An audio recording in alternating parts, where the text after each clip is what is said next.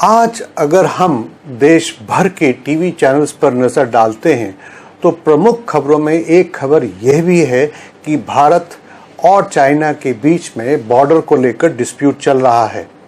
अब ये डिस्प्यूट क्या वाकई में बातचीत से हल हो जाएगा या फिर ये कोई अलग किस्म का रूप अख्तियार कर लेगा, यानी कि क्या बॉर्डर पर झड़पें हो सकती हैं, क्या दोनों देशों के बीच में कोई बड़ी लड़ाई हो सकती है।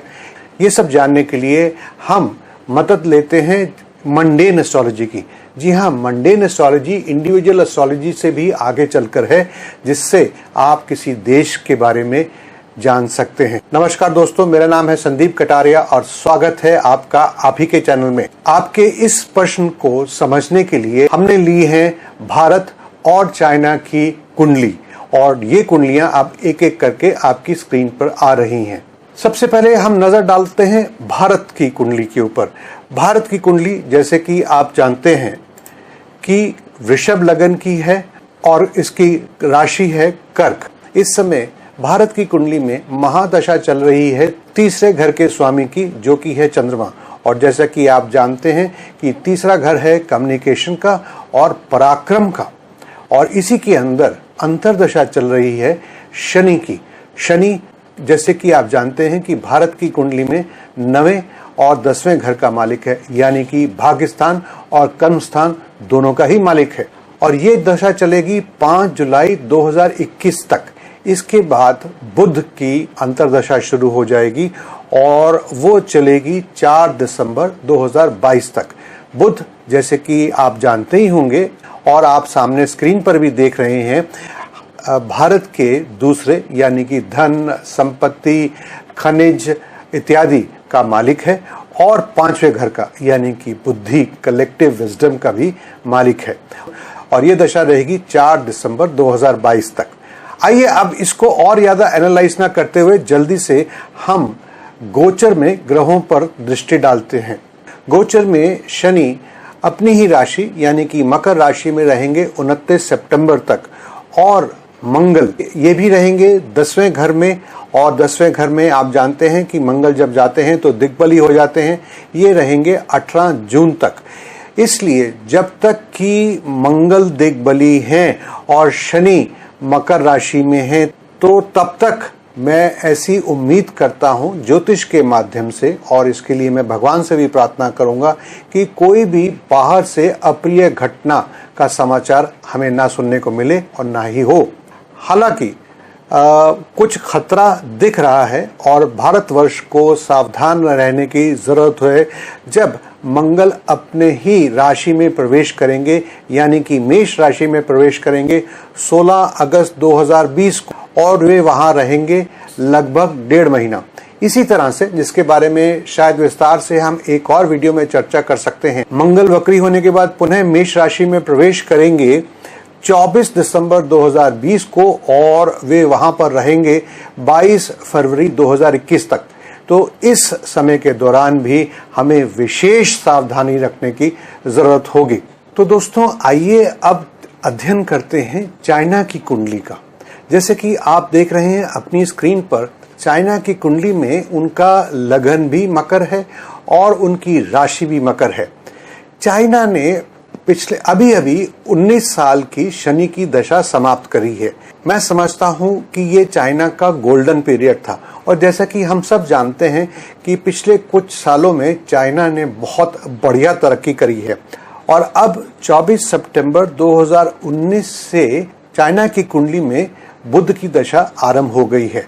बुध जैसे कि आप अपनी स्क्रीन पर देख रहे हैं, ये 9वें घर का मालिक है, यानी कि किस्मत का, भाग्य का, और ये 6ठे घर का भी मालिक है। मंडेन एस्ट्रोलॉजी में 6ठे घर को बोलते हैं उस देश के workers, labour class, public health और मेडिकल सर्विसेज। तो जैसे कि हम देख ही रहे हैं कि मेडिकल सर्विसेज जो हैं वो दबाव में आ गई हैं, और चाइना मेडिकल प्रॉब्लम से भी जूझ रहा है।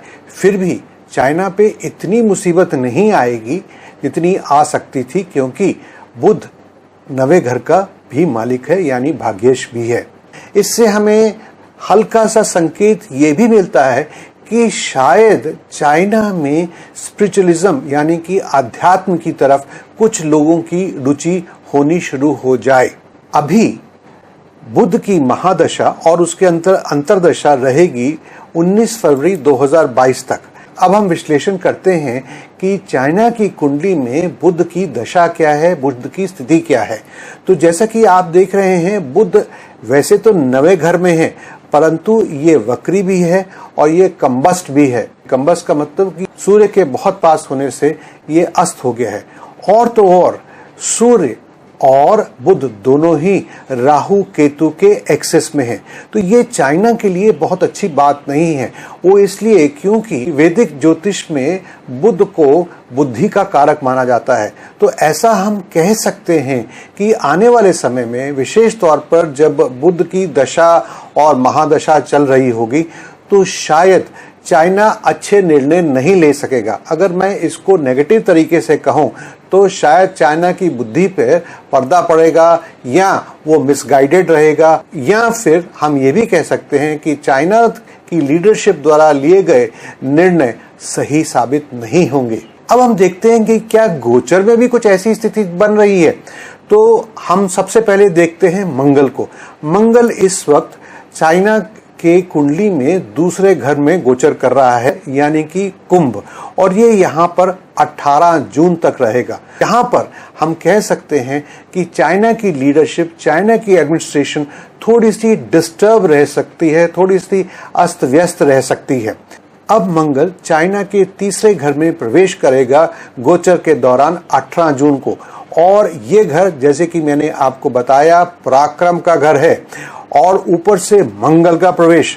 जैसे कि हम सब जानते हैं कि मंगल का मतलब होता है पराक्रम, मंगल का मतलब होता है आर्मी, मिलिट्री, वॉर यानी कि युद्ध, पुलिस, कोई खास एक्शन या फिर अस्त्र शस्त्र।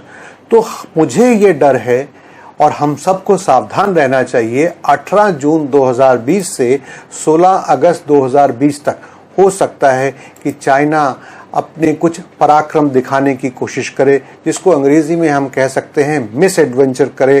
क्यों? क्योंकि उसकी इस वक्त सोच बहुत साफ नहीं है, बहुत सुथरी नहीं है। इस समय हमें सावधान रहना होगा। मेरा मतलब सिर्फ लड़ाई से या युद्ध से नहीं है। हो सकता है कि चाइना विश्व को अपनी मिलिट्री एक्सरसाइजेस दिखाकर विश्व को डराने की कोशिश करे, या चाइना कोई न्यूक्लियर टेस्ट करे, या चाइना कोई अपनी मिसाइल को टेस्ट करे। कुछ भी चाइना कर सकता है। इसलिए भारत और विश्व के अन्य देशों को इस दौरान विशेष तौर पर सावधान रहना चाहिए। अब इस बात को और ज्यादा गौर से देखते हैं ग्रहों का गोचर, और ये पता लगाने की कोशिश करते हैं कि जो हमें इंडिकेशंस, जो संकेत हमें मिले हैं विंशोत्तरी दशा से, क्या ग्रहों का गोचर भी उसको कंफर्म कर रहा है या काट रहा है। तो अब हम एक बार फिर से नजर डालते हैं कि मंगल की क्या स्थिति है चाइना के हॉरोस्कोप में। जैसा कि आप देख रहे हैं कि मंगल चौथे और 11वें घर के स्वामी हैं, और ये 7वें घर में नीच के होकर बैठे हुए हैं। तो इसका मतलब ये है कि चाइना हो सकता है कि कोई ना कोई मिस एडवेंचर करे, और अगर करता है तो उसका आखिर में नतीजा जो है वो बहुत ही डिसअपॉइंटिंग होगा। इससे किसी को कोई फायदा नहीं होगा। हो सकता है कि अगर हम बहुत ज़्यादा पॉजिटिव सोच रखें तो हम ये कहेंगे कि ये फुस हो गया। जिस तरह से आप कोई बहुत बड़ा दिवाली में बम लेकर आते हैं और आप सोचते हैं बहुत आवाज़ करेगा, बहुत ज़ोर से फूटेगा, पर वो फुस हो जाता है। तो मुझे ऐसा इंडिकेशन भी मिल रहा है चाइना के हॉरोस्कोप को देखते हुए। अब हम चलते हैं कि आने वाले कुछ महीने कैसे रहेंगे विश्व के लिए और भारत के लिए। तो सबसे पहले भारत की बात करते हैं। तो मुझे देखते हुए बड़ी खुशी हो रही है। हालांकि इसका विश्लेषण मैं पहले एक वीडियो में कर चुका हूं, जिसे आप जरूर देखें और इसका लिंक आपको मिल जाएगा। फिर भी मैं संक्षेप में कहना चाहूंगा कि भारत की दशा चल रही है चंद्रमा की, और उसके अंदर अंतरदशा चल रही है बुध की। इससे भारत अपनी लीडरशिप को, अपनी एक्सपीरियंस को, अपनी बुद्धिमत्ता को, अपने ज्ञान को जरूर इस्तेमाल करेगा चौमुखी विकास के लिए।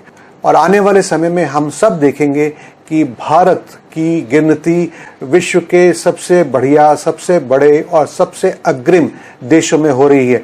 जैसा कि आजकल आप टीवी में देख ही रहे हैं कि यूएसए के प्रेसिडेंट डोनाल्ड ट्रंप ने भारत को G7 में आने का निमंत्रण दे ही डाला है। तो ये आने वाले समय का एक हल्का सा संकेत हमें मिलता है।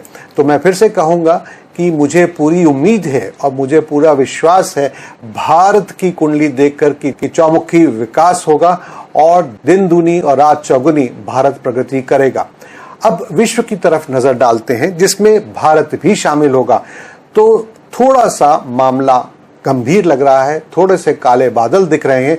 जैसे कि 6 जून को चंद्र ग्रहण है, उसके बाद 21 जून को अमावस्या वाले दिन सूर्य ग्रहण है, उसके बाद एक बार फिर से 5 जुलाई को चंद्र ग्रहण है और उस दिन आप देखेंगे कि 6 ग्रह जो हैं वो वक्री हैं। दोस्तों, ऐसे योग बहुत जल्दी नहीं बनते हैं और बहुत समय बाद मिलते हैं। तो इसका ये मतलब है कि आने वाला समय बहुत सारे बदलाव लेकर आने वाला है। बहुत सारे पुराने समीकरण टूटेंगे, बहुत सारे नए समीकरण बनेंगे और कुछ देशों की पोजीशन ऊपर जाएगी, कुछ देशों की पोजीशन नीचे जाएगी।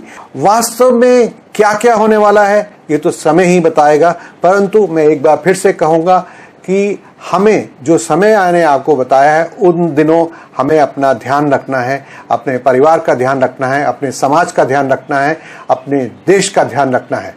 जय भारत।